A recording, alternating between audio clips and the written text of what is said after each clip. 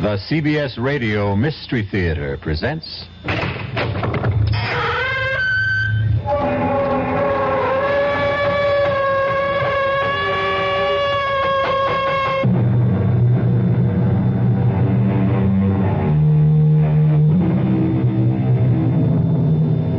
in. Welcome. I am E.G. Marshall. Welcome to the terrifying world of your own imagination. I have an unusual story about foreign intrigue, murder, and love. Interesting combination. You know, that great mystery writer Edgar Allan Poe once wrote that the best way to hide something was to leave it in full sight. And that's what this story's about. Steve Nash, agent for the Federal Narcotics Bureau, was awakened from a sound sleep by his chief. Steve, Manny and LaFaro got it tonight. Wounded? Dead. Oh, no. Manny's wife just had a baby. She's still in the hospital. Start packing a bag right now, Steve. Am I going somewhere? Paris, and anywhere else you feel it necessary to go from there. Paris? Now, don't get happy. It's not exactly a vacation, Steve. You're in for plenty of trouble.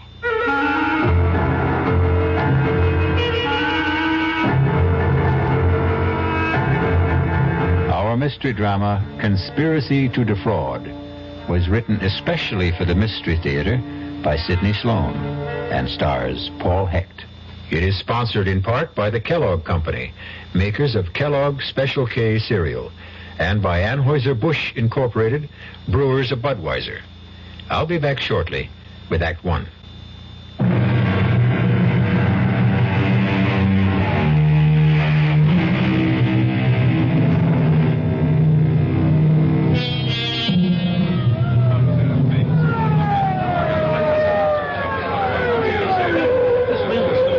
What the police and the Federal Narcotics Bureau believe to be a well-planned and secret bust of a big narcotics ring is taking place in a warehouse district of New York City.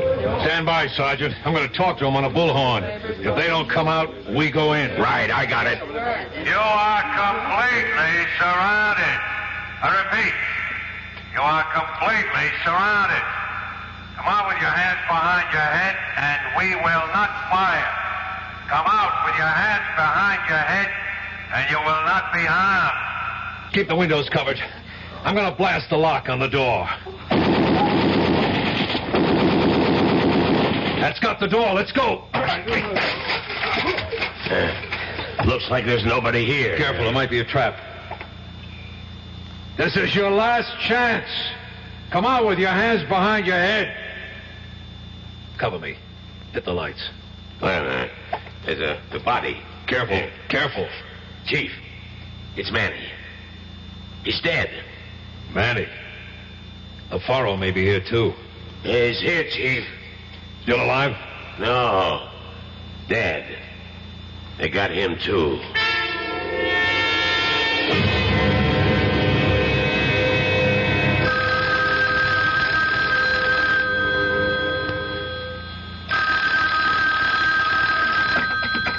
Yeah?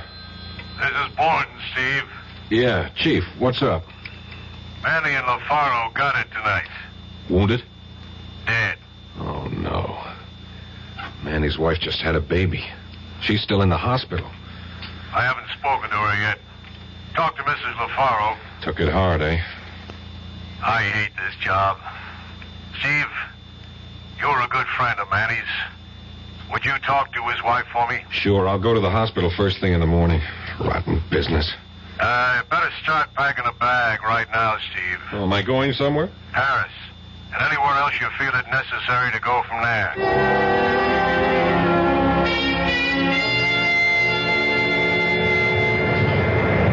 I beg your pardon. Yeah.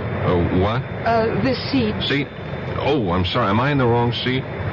No, I am. Oh. You see, I was sitting forward, the second row on the outside. Yeah? And I asked the stewardess to change my seat.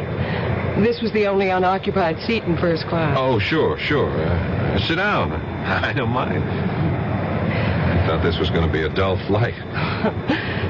My name is Helene Frey. Oh, I'm Steve Nash.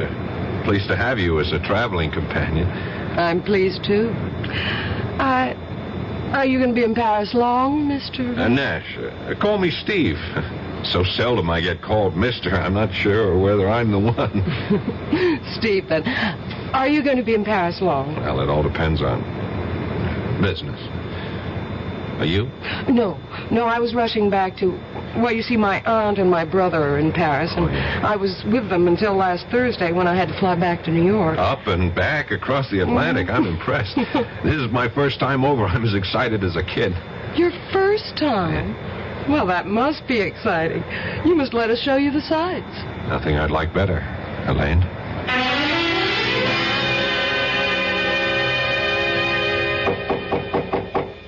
Entrez. Inspector Boivin? Oui. You are Stephen Nash, Federal Narcotics Bureau? That's right. Entrez.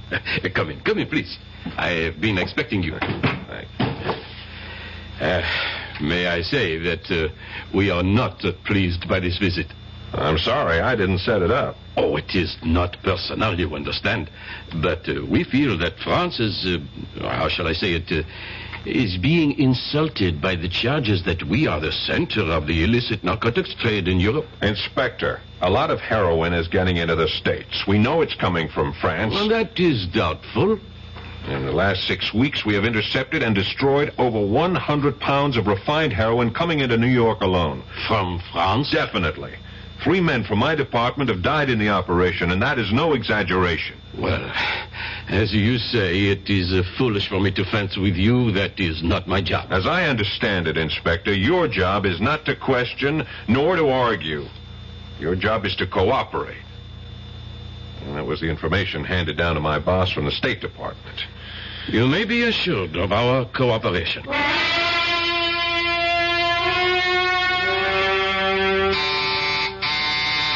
Entree. The door is open. Oh, hello. You must be the chap Helene picked up on the plane. Picked up? Oh, that's just a figure of speech, of course. I'm Harrington Frayne, Helene's brother. Oh, hi, I'm Steve Nash. Yes, well, hello. Sit down. Helene should be back in a minute. Just stepped out to do a bit of last-minute shopping. That you, Helene? Oh, Auntie. This is that chap that Helene met on her flight back, Mr. Stephen Nash. This is our Aunt Phyllis, Mrs. Starrow. Oh, how do you do, Mr. Nash? How do you do, Mrs. Starrow? Oh, please, call me Phyllis. Mrs. Starrow reminds me of that I'm an old widow woman. You're going to be in Paris long, Stephen? 2, 3 weeks, perhaps longer. Auntie thinks of herself as an unofficial tourist bureau, feels she must take her fellow countrymen under her wing and show them her Paris. Oh, you be quiet, Howard. I just want to be pleasant. Don't you like people who are pleasant, Steve? Oh, yeah, of course. I don't suppose that Harrington or Helene has told you of our trouble. Oh, good Lord, Phyllis, must you tell everyone you meet?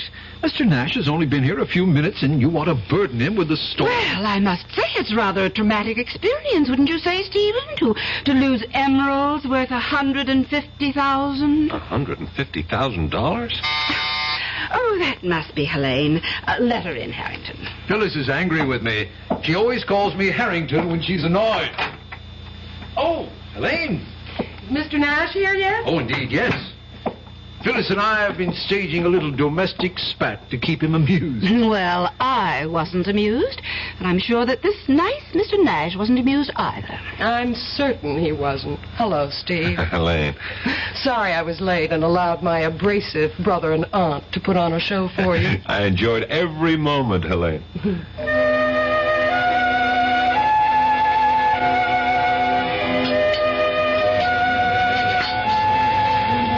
Penny for your thoughts, Steve. Oh, I'm sorry.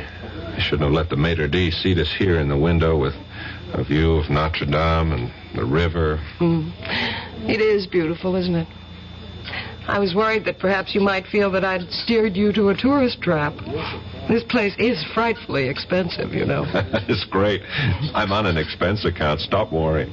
All right, I shall. And speaking of worry, You seem to have something bothering you. Is it something personal? Well, it's about my aunt and Harrington. Yeah?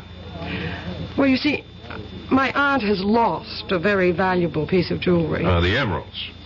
You know. One of the first things she told me when I called, worth $100,000 or more. They're insured for $120,000. Why should she worry? She's not worrying. I am. The emeralds are not lost, strayed, or stolen. What? It's just a stunt to bilk the insurance company. Well, she's being very foolish. She's desperate. She's completely without money. For that matter, both Harrington and I are, too. If they go through with this insurance swindle, they're going to be in big trouble. Even a professional crook would have serious problems, and they're... rank amateurs. When I went back to New York to see if I could raise some money... no good, eh?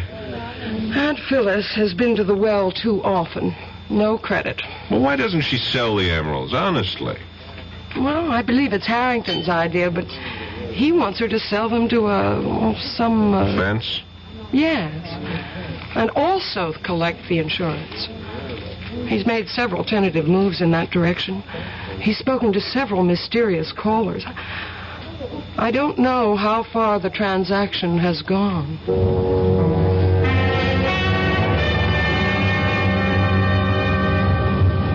Taxi!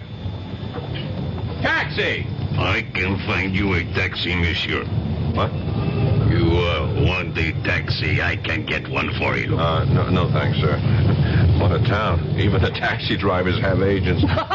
You will not make a move, monsieur. It is a revolver that is pressing into your back. Oh!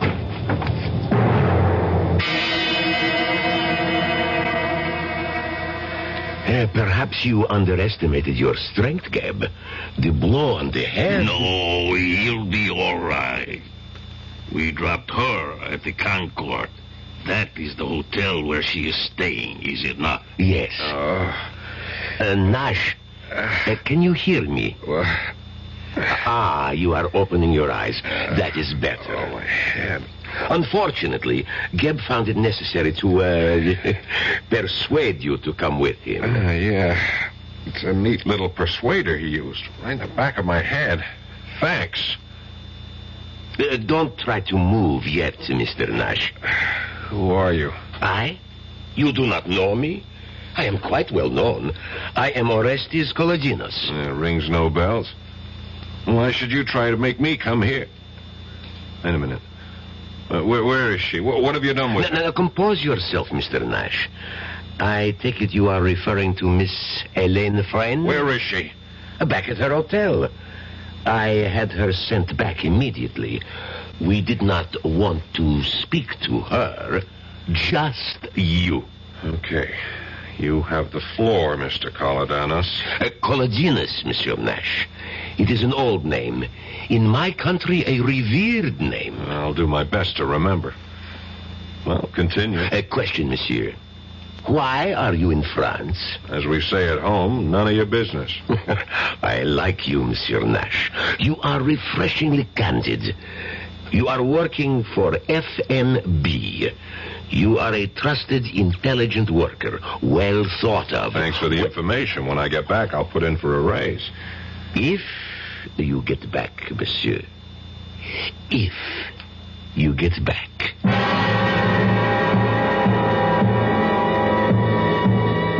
There is no doubt in Steve's mind that Kolodinos would and could carry out his threat. 3 men had already been permanently silenced, and it was not likely that Kolodinos would hesitate at the 4th. I'll be back shortly with Act 2.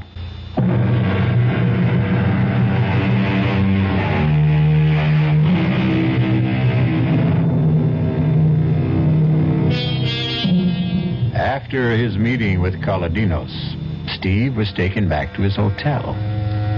It was too late to do anything but call Elaine to reassure himself of her safety. It may have occurred to him that his feelings for her were more than that of a casual friend. And the sound of her voice on the phone convinced him of her personal concern for his safety. Steve, you're safe. Oh, I was so worried. They told me that you'd been driven back to your hotel, but I wanted to be sure. I saw that man hit you. There was a car waiting, and he forced me into the car, and they dragged you in. Oh, you were so white, I thought... With my hard head, you needn't have worried. I'll tell you all about it when I see you. Well, when? When will I see you? Oh, there's so many things to ask you. I'm sorry, I can't tell you what time. I'll call you again. Okay, Steve. Till then, bye. Bye, darling.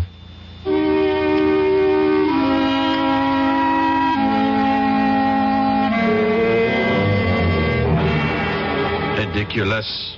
Incroyable, monsieur. It could not have occurred. I tell you, he told me that his name was Colodinos. It could not be he. It is a, how do you say, imagination, hallucination. This lump on my head is not the result of a vivid imagination, Inspector. And also, I have a witness. I was with a Miss Helene Frayne when the incident occurred. Frayne? Frayne is an English name? Possibly English in origin, but she's an American. She has a husband by name Harrington Frayne? No, that's her brother. This is a most interesting development. Monsieur Frayne was here not 20 minutes before you to report that his aunt, Madame Phyllis Darrow, had been robbed of a valuable collection of emeralds. I believe he estimated the jewels to be worth, I have the report here. Yes, 700,000 francs. In dollars, 150,000. Look, Inspector, let's stay with my problem. What are you going to do about Colodinos? Do? But you are jesting, monsieur. Monsieur Colodinos is a very rich, very powerful man. So he can get away with hitting a man over the head and forcibly detaining him, kidnapping him, threatening him? Monsieur Colodinos could not have been involved in this matter. What do you mean? I spoke to him. He introduced himself. He insisted that I pronounce his name correct. It was not Colodinos, monsieur. Who was it then? What was this man's purpose in posing as Colodinos? That, monsieur, I cannot answer. But I know that it could not have been Colodinos. He is just at this time, 1900 hours, arriving in France at Orly Airport in his own plane.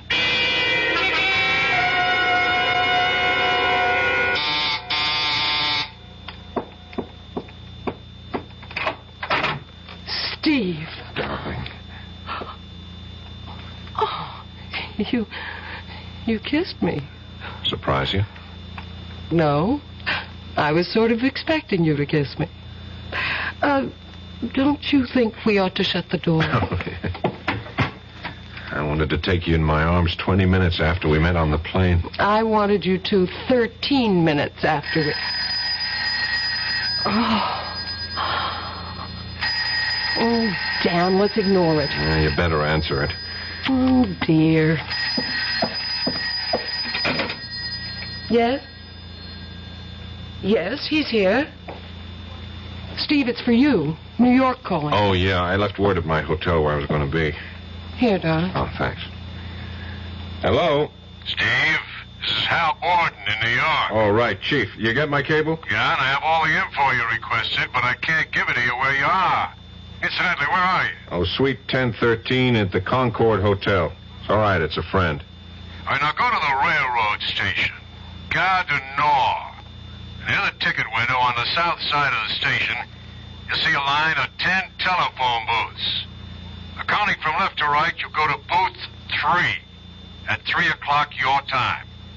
You better get to it 15 minutes early to be sure it's available. Now, wait a minute, Chief. Let me see if I got it all. Gare du Nord, 3 o'clock, third booth on the south side of the station, counting from the left. Correct.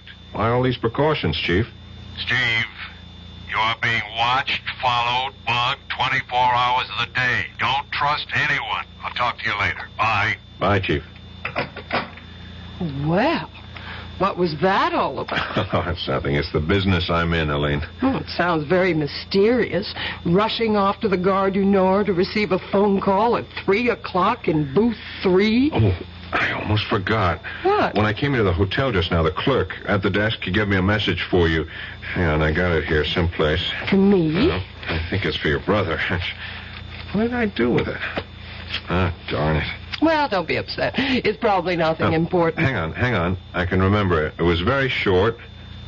Just call El Morey. What? Yeah, it was, sounds sort of Arabic. El Morey. E-L-M-O-R-E-Y. Did you ever hear of it before? Oh, no. Maybe. I'm not sure. You seemed a bit upset when I mentioned it. Well, I was, actually. I think it's the man Harrington has been trying to contact. About the sale of the emeralds? Yes. We've had several calls. I've heard him deep in muffled conversation on the phone at least 3 times in the last week. Helene, you can't let them... You've got to help me. I'm desperate. I can't think how I can stop them. Except by going to the police, as you said. Oh, not that. No. That would be the last resort.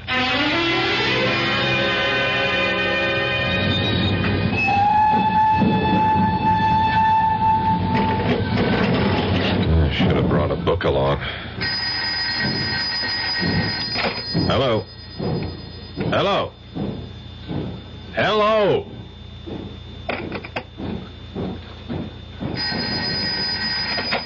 Hello?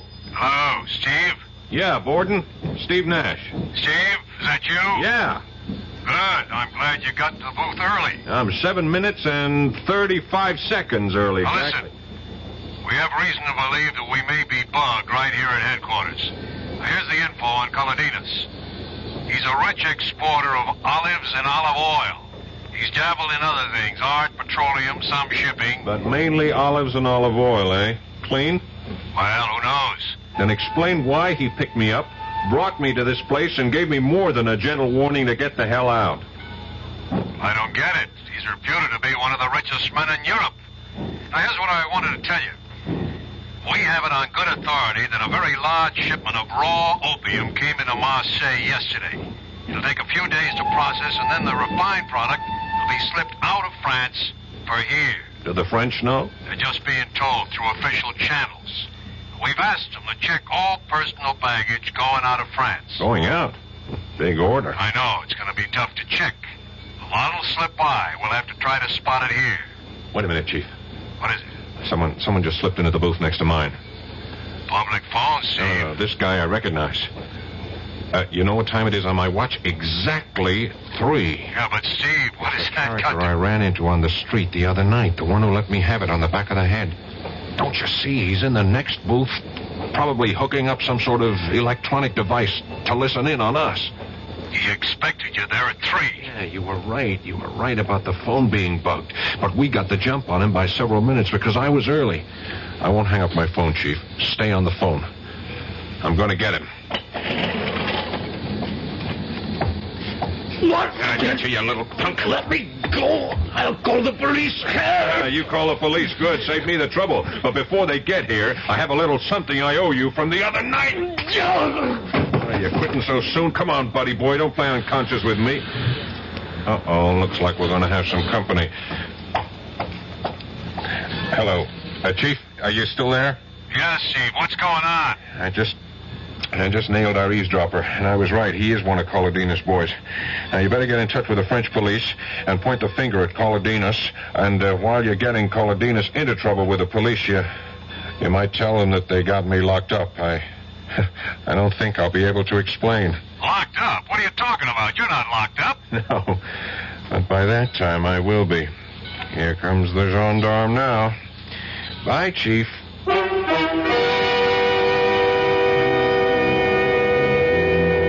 It is one thing to point the finger at Cardenas. It is another to pin him down. Cardenas is a man used to wielding great power, a very cunning and wily antagonist. We'll be back shortly with Act 3.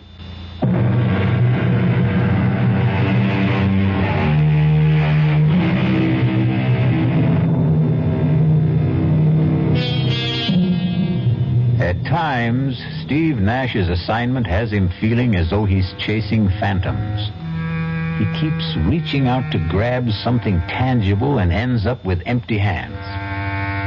After 10 days in Paris, he is as much in the dark about the narcotics racket as he was before he came. Cardenas is probably deeply involved. But Cardenas is untouchable. You can close the cell door, guard. thanks for being so prompt, Inspector. I didn't think I could stand your Bastille for another 10 minutes. Monsieur Nash, we have received a call from your bureau in New York asking us to come here and release you. How they knew you had been arrested is a mystery. I told him on the phone. You called from here? No. When I was making a call to my chief in New York from a booth in the Gare du Nord. I still do not understand. I knew I was in trouble after I hit that man that Colodinos sent. Colodinos? He is becoming, how you say, an obsession. You still don't believe he was the man? No. And I do not wish to continue this useless conversation. You have been released. You may leave. Good day. Hey, wait a minute, Inspector. What happened to the man I hit? He was treated for his injuries and sent home. Hey, let him go.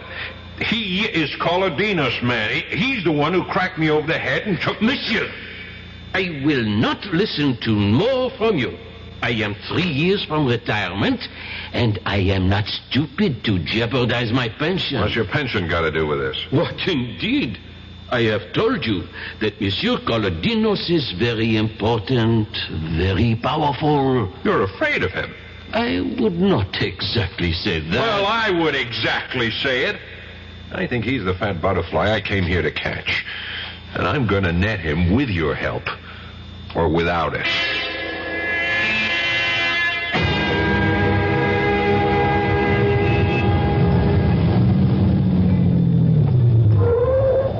Monsieur Nash. Here. Well, Mr. Colodinos, fancy meeting you here. May I give you a lift? No, thank you. My head still aches when I remember my last ride in your rolls. Get in. We're tying up traffic parking here. Come on, you're perfectly safe. Okay. Good. Drive on, Andre. As a matter of fact, I was anxious to see you, Colodinos. Really? I am flattered. You wanted to say goodbye? Goodbye? Yes, because you are leaving Paris. Where did you get that information? I mean, how come I haven't heard? You will, monsieur. You will. And you are very lucky, you know? Go on. You are alive. Monsieur Nash, you have been walking in dangerous territory. And do you know why you have survived? Tell me. Because you have been completely ineffectual. Because you have discovered nothing in all the time you have been here. In fact, your superiors are of the opinion that you have wasted your time and your government's money. So I'm going home in disgrace. Friday afternoon. Flight 225 International. Suppose I decide to stay on until I've nailed you. That would be a very unfortunate decision. Learn to quit when you're ahead. You are ahead right now. Well, I want to thank you for everything. All the arrangements. Very neat. Very efficient. Thank you. And now I should like to drop you at your destination. My hotel? I was thinking perhaps that you would be going to the American Embassy. There to call your superior in New York, Chief Borden, and verify the information that I have given you.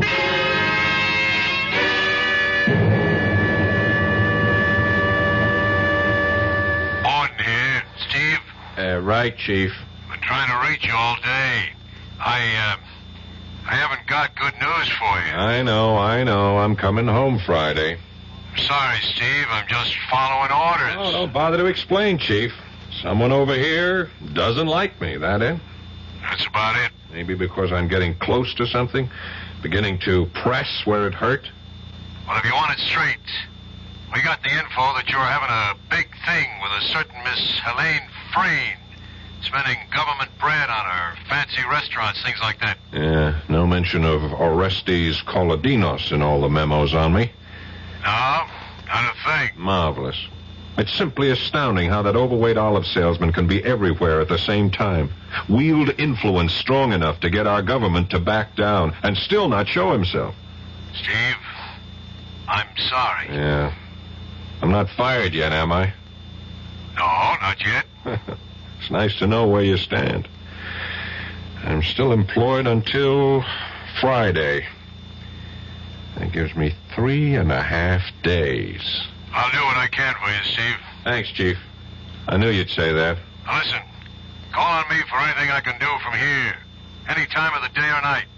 Now, here's my home number. Don't hesitate to call. It's 415-3132. Hang on. I haven't got a pencil or a paper handy. Oh, just remember the name McCauley. M-C-H-O-L-L-Y. That's how I remember all telephone numbers. I convert them to names. Oh, you use the letters on the telephone dial instead of the numbers? Yeah, it's an old trick. You remember, Steve? Can't forget. Macaulay. Okay, good luck, Steve.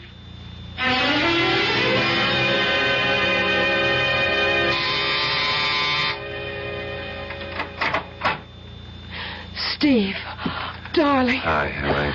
Oh, come in. Come in, let's shut the door. Oh, I called you all day yesterday. I left messages. I was in jail. Jail? Yeah, I ran into the buzzard who hit me that night. Oh, that night? Yeah, I was making that overseas call in the Gare du Nord when I noticed him getting into the booth next to mine. What a coincidence. Oh, that was no coincidence. Someone knew I was to be there at 3 o'clock and tipped him off. I hit him, and the gendarme... Say, you've been packing. Are you leaving Paris? Well, that's what I wanted to tell you. We're flying to New York on Friday. Friday? I'm going back on Friday, too. Flight 225, international. You're kidding. Oh, that's our flight. Oh, Steve, that's wonderful. Oh, we'll have 6 whole hours together. Speaking of coincidence. I'm beginning to wonder if it is really that, or if someone isn't programming my whole life to suit his own wishes. I don't understand you. I'm just talking to myself. You're going to be a wee bit overweight, Elaine. All these boxes and packing crates, are they going with you? Oh, heavens, no. We'll just carry suitcases. This'll all be sent by freighter. Oh, I see. Ship via SS Andreas Bordeaux.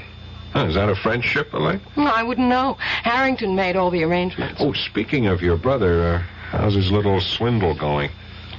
I'm afraid that it's all been settled. He sold it, eh? Well, he seems to have a great deal of money on him. And Auntie's out shopping at the most expensive couturier in Paris. What about you, Elaine? I couldn't do it, Steve. Couldn't turn them in. Oh, the whole thing's a mess. I feel helpless. Well, take heart. They may get caught yet. Wait till they try to collect money. Oh, Phyllis. Oh, I am exhausted, utterly exhausted. One doesn't realize how tiring shopping for clothes can be. Oh, hello. You're Mr. Nash, Mrs. Starr. Oh, of course. Nash, Philip Nash. Now, where did we meet, young man? Right here, Phyllis. Not more than 10 days ago. And his name is Stephen, not Philip. Oh, yes. And? And? And he's the man I'm going to marry. If you'll have me. Will you, Steve? Will I? Darling, I thought you'd never ask.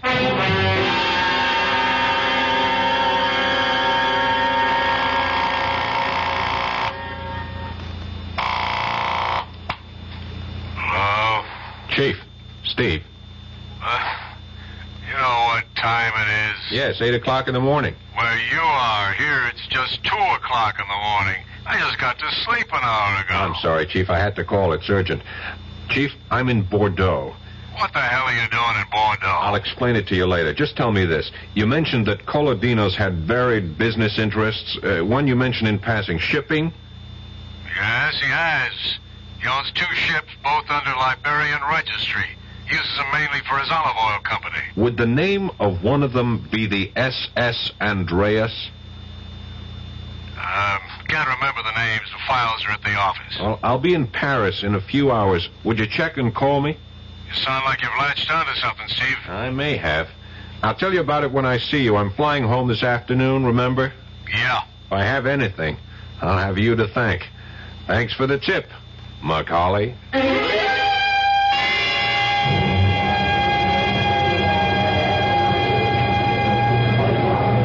Now, really, I can't understand. I distinctly remember ordering all 3 tickets for first class. Now they tell me that we have 2 first and 1 tourist. Now, don't get so worked up about it, Har. I suppose you expect me to sit in the tourist class seat?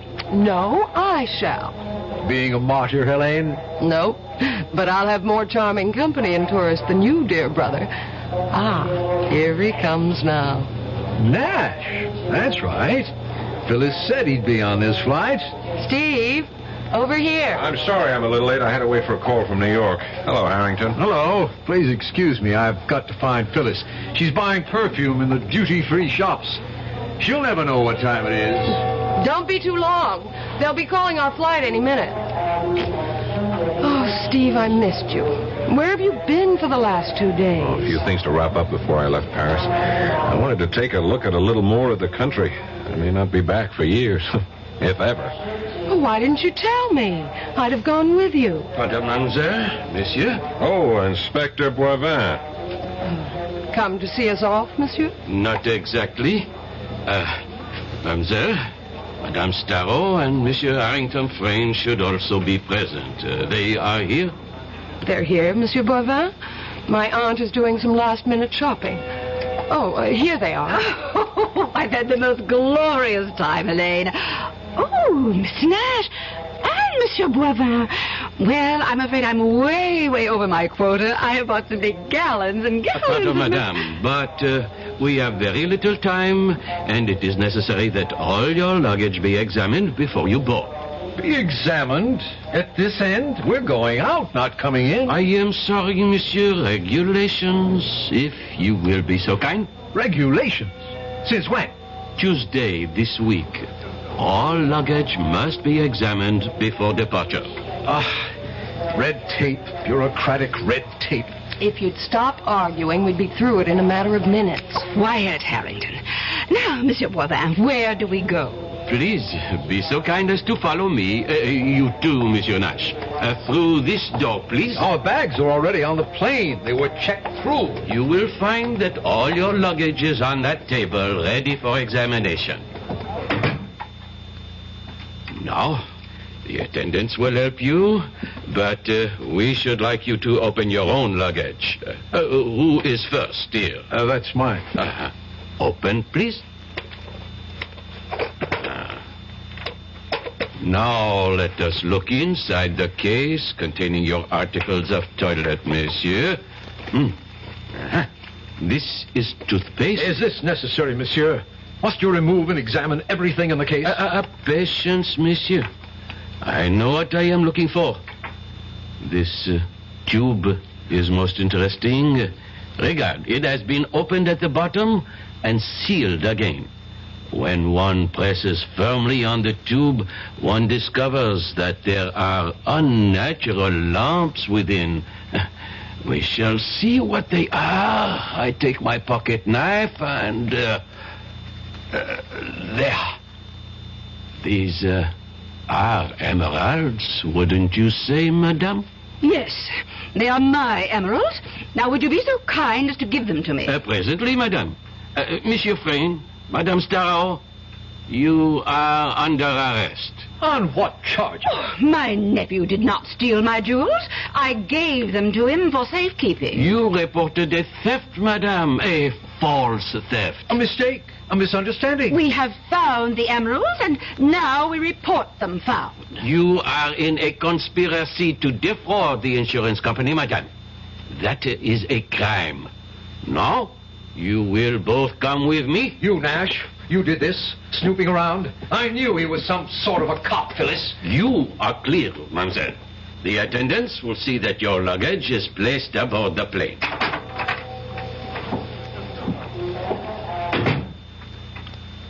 So you finally decided to do it, eh, Elaine? Yes. I discovered that the emeralds hadn't been sold yet. Also that Phyllis hadn't reported the loss to the insurance company.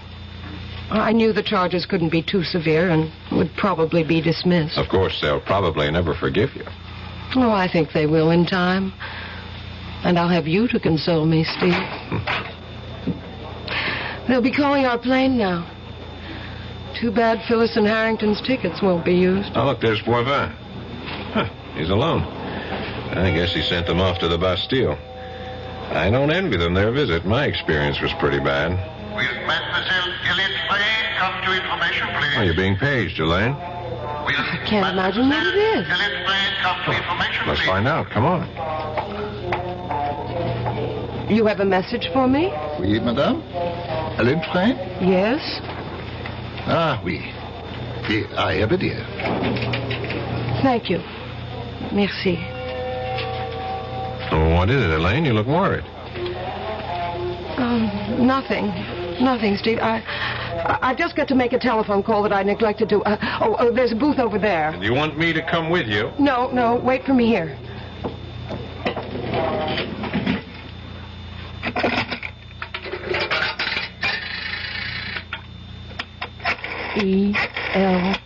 ELMOREY.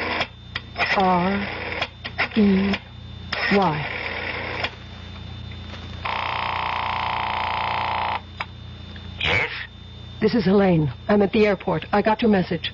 What message? The message of information. I was paged. What message? The usual. Call El Morey. You fool. You little fool. I sent no message. You've been trapped. You are caught. And so am I. They will be waiting when you come out of the booth. You have involved me, you stupid fool. Thank your American lover for this. You are under arrest, mademoiselle. Would you be so kind as to accompany me? Yes. Monsieur Nash, I leave the prisoner in your custody. Your plane is already boarding. You do not have much time. Thanks, Inspector. Steve, Don't cry. It can't change matters. Steve, I won't try to defend myself. You were planted on the plane I came over on, weren't you? Yes. This whole business of the stolen emerald was a diversionary move, eh? Harrington and Phyllis would be caught and the police satisfied with the capture. This would allow you to slip through. Yes. It's true. It's all true. We were the clearinghouse. The crates we sent to Bordeaux. I know. Narcotics.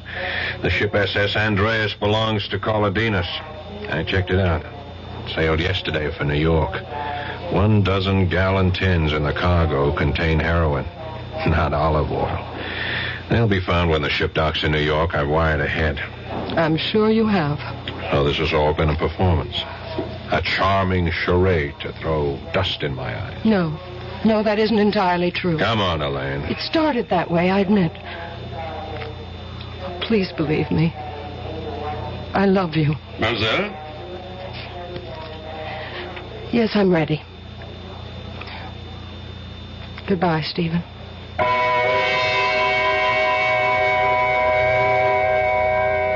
Steve stood there and silently watched the woman he had just begun to love being led away by the French police. For long minutes after she disappeared through the main doors, he stood there without moving. Finally, with an effort, he responded to the last boarding call for Flight 225. I'll be back shortly.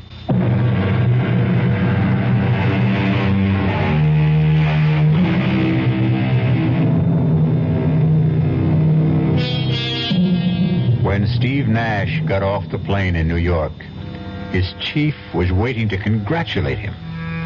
But all the praise and promises of a promotion couldn't wipe out the last look on Helene's face. He knew it would stay with him forever. Our cast included Paul Hecht, Suzanne Grossman, Ruth Warwick, George Petrie, Leon Janney, and Gil Mack. The entire production was under the direction of Hyman Brown. And now, a preview of our next tale. Jenny, that stone ain't gold. And what is it? It's pyrite. What's pyrite? Oh, it's just what everybody calls... Well, it's a sort of metal. Well, anyways, whatever it is, it's real precious to me. It's my lucky charm. Well, that's why you better not let Pa know what you think about it. Why? Well, you know what he's like. He cares about gambling more than he cares about anything, and all gamblers are real superstitious. Now, if he knew you had a lucky piece, especially if he heard the crazy story about you and the school burning down, he'd have it off of you so fast that it'd set your head to spinning. It isn't crazy. You heard me wish on the stone for no school, and now there is no school. That was just happenstance. You don't think it happened just 'cause I wished it? Of course it didn't. Then I'm going to prove it to you. Radio Mystery Theater was sponsored in part by new sugar-free Diet 7-Up. This is E.G. Marshall inviting you to return to our Mystery Theater for another adventure in the macabre. Until next time, pleasant dreams.